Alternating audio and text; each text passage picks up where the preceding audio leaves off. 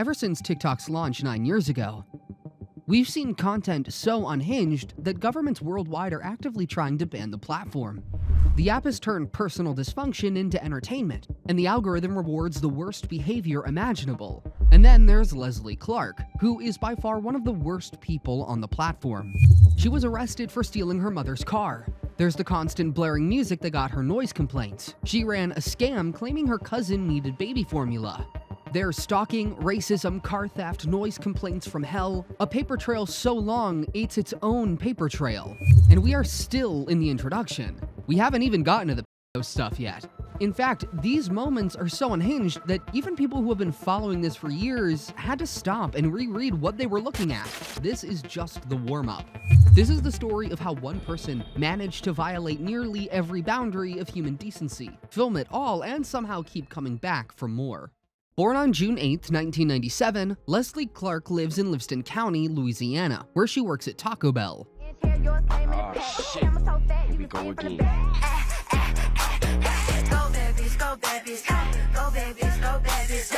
And shares a home with her grandmother. The patterns started early, way before most people were even paying attention. She used to claim she was married to Justin Bieber and that they had a daughter together. Not in a haha just kidding kind of way, she told people like it was real. And when that fell apart, she moved on to faking pregnancies. Let them get investigated, and then when it became clear that there was no baby, she'd switch it up and claim that the baby died in a car accident.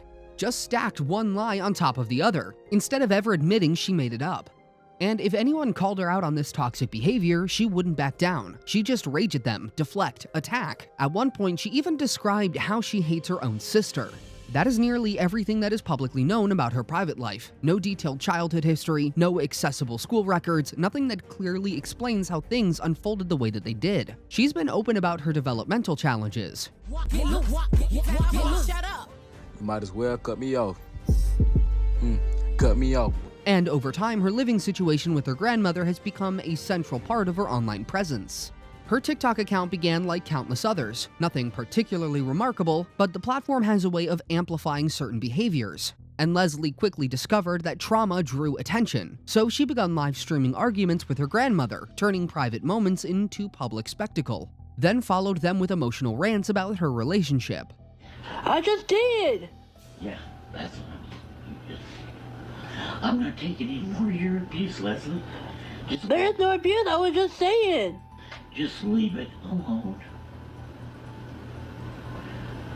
Like, I don't know why you're making such a big deal about it. I don't want you to talk about it. Like, you're making a big deal out of nothing. Yeah, I'm making a big deal out of it because I want some respect. I was getting your respect. I was joking the way I said it.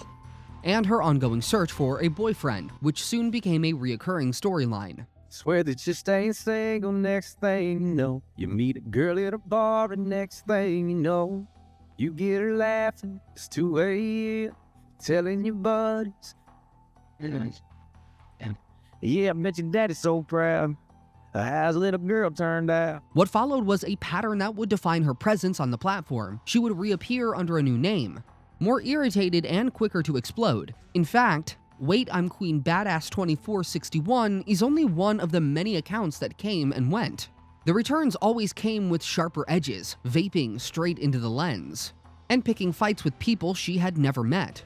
The chaos stopped feeling accidental and started to look like the whole point. Bad hygiene is perhaps one of the first things you would notice about her. On live, she would constantly dance in front of the cameras just so she could fart and then move on like nothing happened. Her hair, especially during the bangs era, would get so greasy it looked wet. One look at her teeth and you'll notice so much visible buildup that people who watched her regularly started commenting on it like it was just another fixed feature on her content. You don't know what you do to me. Your body like speaks to me. I don't know what you do to me. The reactions grew louder, and so did she. We watch the day go by. Stories of everything. It made me confused. It made me. Logging off no longer meant escape. The same viewers who pushed her on were recording everything, saving clips, reposting them, building timelines of her worst nights. What began as something temporary turned into a record that followed her from account to account, a version of her life she could not pull back or rewrite. One instance is her grandmother, who keeps taking her back and has become a recurring character in Leslie's content. The same woman whose car Leslie stole alongside her ex Perry years ago, getting arrested and thrown in jail for it. When Leslie was bonded out, her grandmother took her right back in. You'd think that would earn some gratitude, some semblance of respect. Instead, Leslie goes live on TikTok blasting music throughout her house while her grandmother tries to rest. When the old woman comes downstairs to complain, Leslie films the entire confrontation. I'm not taking any more of your abuse, Leslie. There's no abuse, I was just saying. Just leave it alone. Like, I don't know why you're making such a big deal about it. I don't want you to talk about it. Like, you're making a big deal out of nothing. Yeah, I'm making a big deal out of it because I want some respect. I was giving you respect. I was joking the way I said it.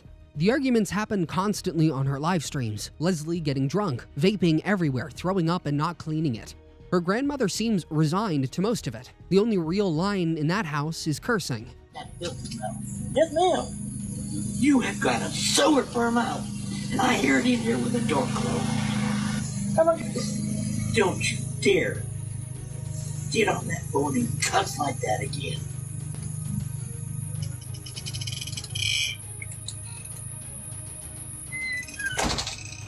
Take your ass in the house. God damn. Especially when live streaming. If her grandmother catches even a hint of profanity, she loses it.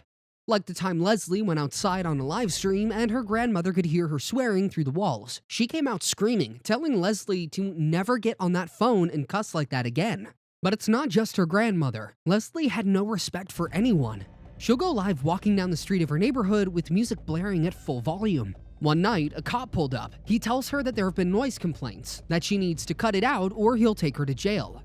You can hear him in the background, trying to de-escalate as she argues with him, until he starts threatening her. The disregard for authority extends to everything Leslie does online. She's well known for running online scams, the worst of which involved baby formula. Now, to understand why this one landed differently, you have to understand the context. This was during a period when baby formula was genuinely scarce. Shelves were empty. Parents were driving hours just to find a single can.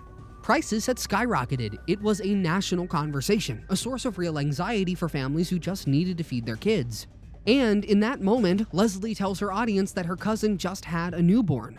The baby is hungry, the family is struggling, and she is desperately trying to help. The response was exactly what you'd expect from a community used to drama but still capable of empathy. The donations trickled in, a few dollars here, 10 there. Viewers shared the stream, trying to boost visibility. But of course, some people didn't trust it, and they started speaking up. Viewers began cross-referencing her past lies. They pulled up clips from months earlier where she'd faked pregnancies. Then, something interesting happened. The content creators got involved. Small commentary channels picked up the stream. And if you thought that was the end of it, well, you're wrong, because it gets worse. Leslie has always been open about stalking her exes, a habit that can only be described as an act of desperation. And whenever someone kind enough offered her genuine well-meaning advice, Leslie would simply break down in tears. One of her most extreme cases is Perry. She dated the guy for maybe a few days. This was years ago, and she still talks about him to this day. At some point, she got a tattoo of his name, which is already a lot for someone you barely dated. Perry found out about it and obviously got creeped out, so he stopped talking to her completely. The thing is, Perry wasn't exactly innocent in all this. According to the people that knew the situation, he got close to Leslie specifically because she was easy to take from. Free weed, money whenever he needed it, someone who would hand it over without pushing back. She was useful to him, and when she stopped being useful, he was gone. Most people would have taken the hint and moved on. Leslie didn't. Instead, she kept watching from a distance, following his social media, tracking his relationships, staying emotionally invested in a life she was no longer a part of. So, when years later, Perry got a new girlfriend, it got personal. That's when things escalated. Leslie uploads a crying video addressed directly to the new girlfriend, asking her to take care of him, to love him the way that she once had, and to please not break his heart. In her mind, she was a former partner offering a heartfelt blessing. In reality, she was someone he had only spoken to briefly, still unable to let go. And then, the situation crossed from an online fixation into real life. One day, Leslie showed up at Perry's house. That visit ended with Perry's girlfriend, Brittany, accusing her of stealing a credit card at a gas station. It was chaotic, uncomfortable, and should have been the final breaking point, but it wasn't. Because when Perry and Brittany eventually broke up, Brittany wanted revenge, and instead of targeting Perry directly, she did something unexpected. She turned to Leslie. The two started dating. Leslie began buying things for Brittany and her child, sending her money through Cash App, even asking her TikTok audience to donate so Brittany wouldn't become homeless. And to everyone watching from the outside, the pattern was obvious. Brittany wasn't forming a relationship, she was exploiting one. But Leslie, once again, seemed to see it as something else entirely. But the Perry obsession didn't end there. He got a new girlfriend, and Leslie kept posting about missing him. She moved on to someone named Karaya, and there was a public breakup livestream where leaked texts showed Leslie's depression met with Karaya's uninterested replies. That eventually developed into one of the most degenerate live streams to ever come on the internet, where the two had a public feud that eventually led to their breakup, and by this point, a pattern had fully formed. Because the Perry obsession didn't exist in isolation, it bled into everything that came before and after. The same cycle repeated with Karaya. The public oversharing, the desperate messages, the livestream arguments, the emotional collapse when the attention disappeared. Different person, identical script. Which is what makes the next part impossible to ignore. It's not just the delusion, it's the refusal to change. Every confrontation ends the same way. Tears, excuses, deflection. She casts herself as the victim while actively hurting the people around her. The pattern never breaks, nothing is learned, and somehow she continues finding new people to pull into the cycle, along with new ways to exploit the platform that keeps amplifying it.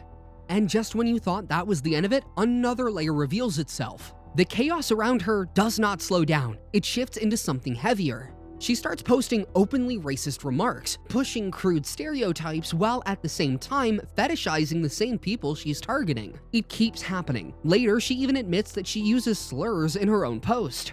By now, it's clear that this is not a single lapse in judgment, it's a repeated choice. Then the focus moves somewhere far more serious. There are documented interactions with people who are underage, messages and materials that cross clear legal and moral boundaries, relationships that should never have existed, and recorded statements where she acknowledges the age issue herself and keeps going anyways. That is the point where the story stops feeling like internet drama. You are no longer looking at someone who is simply unstable or stuck in a loop of bad decisions. You are looking at someone who ignores limits, repeats the same harm, and escalates when attention is on them. Someone who is dangerous. This was directly confirmed by someone known as Ethan, who confronted Leslie during a live stream. My name's Ethan. I was 15 when she sent the nudes to me, and I'm 17 now. You were the one? You were the one? Yeah. Oh my God. Yeah. I was 15 when she sent the nudes to me. My sister has the account logged in. You are Courtney's brother. Yes, ma'am. My God. Yes, ma'am. My sister has all the login to that account, all the info. Her father even sent his to me. Like the whole family's messed up in the head. So, okay, I have a question, Ethan. And Leslie, please, did you know he was 15 when you sent those photos? You know, I did. No, I didn't. Leslie, how old did you think he was? Somebody told me he was 18. Why didn't you ask him? Man, I'm gonna be straight up with you. I told her how old I was. I said I'm not allowed to talk to anybody above the age of 17, and that's when she had sent the nudes. Did you ask for those pictures? No, ma'am, I did not. I showed my sister right after she sent them. I showed my sister, and that's when her and my sister. How old are you right now? I'm 17. He's 17. You're still a baby. Okay. So he's not even 18 yet, Leslie. There was no ambiguity, no room for misinterpretation. It happened in real time in front of an audience. And it didn't stop there. In another stream, she was confronted again and openly admitted, just to let you know, this shit happened like fucking years ago, and everybody fucking knows about this shit, and I fucking changed. Shut the fuck up and You finish. still dated a child. I never dated a fucking child. Multiple children. He sent nudes to one. No, it's not. It was just one. It doesn't Oh, matter if one. it was just one, Leslie. That And doesn't go away. At this point, everybody fucking knows There's about your it. guys' proof. Everybody freaking knows about it, and it's old fucking People are news. screen I'm fucking recording. changed. I haven't done that shit in fucking years. to what had been circulating. By that point, it was no longer a question of screenshots or secondhand claims. She said it herself, on camera, with thousands of people watching. Then she took it even further, voluntarily talking about being attracted to someone she acknowledged was a child, a minor known as Connor. I have a huge crush on Connor. But I can't date him because he's too young and shit like that, but I do care for him. I do love him. He means the absolute world to me. As of late, Leslie has completely disappeared, at least from TikTok. In the months leading up to that silence, her health had been getting worse in ways that were hard to ignore. On stream, you could hear how strained her breathing sounds were when she fell asleep. She owned an inhaler and openly said she did not use it. And every new clip made people more uneasy than the last. Okay, I'm getting a lot of comments about my breathing. Y'all, I'm working on that, okay? I'm working on it. I'll go to the doctor for it tomorrow. The reason why I breathe like that is because my airways are narrow, and I gotta get that fixed. If it doesn't fix the way they want to fix it first, then I'm gonna have to go through surgery. But I'm working on it. I go to the doctor tomorrow and get some equipment so I can do a sleep at-home sleep study, so I can do it at home and then bring the results back to them Friday and then find out what the results are, because my breathing has not been normal. So I gotta take an inhaler frequently. I just don't take it like I'm supposed to because I'm not used to taking one. By this point, you would expect some kind of intervention. After everything that had been documented and replayed over and over, it feels like there should have been a clear breaking point. A moment where something stepped in and stopped the cycle, but that moment never came. Platforms like TikTok do not run on accountability, they run on attention, and Leslie, in the middle of constant chaos, generated a lot of it. Every outburst turned into clips, every clip turned into reaction videos. Entire channels built their audiences by reposting and discussing what she did next. The same behavior that shocked people also kept the system feeding. The people in a position to take legal action stayed out of the public eye. The families involved never turned it into a case that the internet could follow. That silence may have been about privacy or about protecting their kids from becoming permanent search results. Whatever the reason, it meant the story stayed online instead of moving into a courtroom. Law enforcement moved slowly, and she existed in that uncomfortable space where everything looked wrong but barely crossed into something that forced an immediate response. She would say just enough, then delete the account. Start again, a new page, a new audience, the past buried under fresh content. The most uncomfortable part is that none of this was hidden. It was all live, all recorded, all reposted and clipped and archived by people who were paying close attention. The evidence was not buried somewhere hard to find. It was sitting on the open internet with view counts attached to it. And still, nothing moved. So the pattern continued. Her behavior got worse. Her health seemed to follow the same direction. The consequences people expected never arrived in any visible way. And then, in 2026, she went quiet. Although she is still on Facebook, occasionally complaining, maybe it finally caught up with her. Maybe someone stepped in behind the scenes, or maybe it is another pause before the cycle starts again. On platforms built to forget as quickly as they amplify, silence never seems like a clean ending. It feels like a gap in the timeline, waiting to be filled.